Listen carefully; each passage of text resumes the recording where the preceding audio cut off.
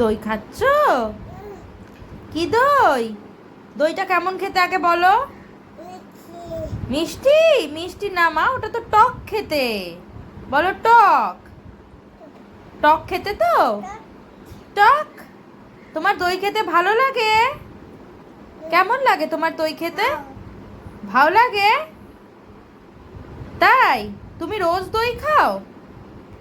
তুমি রোজ দই খাও?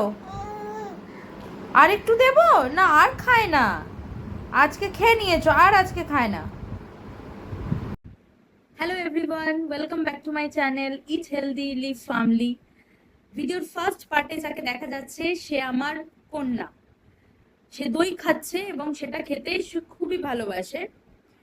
যদিও ভিডিও করার উদ্দেশ্য সেটা নয়, ভিডিও করার উদ্দেশ্য সেই সব মায়েদের জন্য যারা আজকে 2026-এ দাঁড়িয়েও বাচ্চা কেন দুধ খেতে চাইছে না বা বাচ্চার দুধ খাওয়া নিয়ে খুবই চিন্তিত হয়। এসে বলে যে দিদি বাচ্চা একদম দুধ খেতে চায় না, বাচ্চা কি করে পুষ্টি পাবে।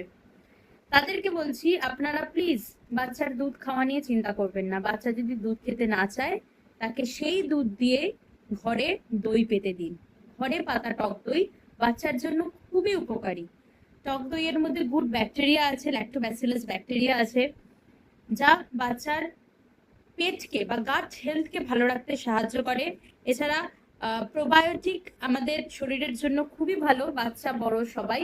তাছাড়াও বাচ্চাদের ইমিউনিটি বুস্ট আপ করতে দই খুবই হেল্প করে। শুধু তাই নয়, এই দইয়ের মধ্যে যে ব্যাকটেরিয়া আছে তার বা ফাইবার আছে, সেটা বাচ্চার যে কনস্টিপেশনের সমস্যা, মানে এটা বাচ্চাদের মধ্যে খুব সাধারণই একটা সমস্যা, যেটা অনেক বাচ্চার ক্ষেত্রে দেখা যায় যে বাচ্চা 3 দিন 4 দিন ছাড়া ছাড়া পটি করছে, সেই সমস্যাটাকেও অনেকটা কমাতে সাহায্য করে।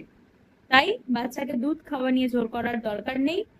বাচ্চা এবং মা ভালো থাকুন, সুস্থ থাকুন। টাটা।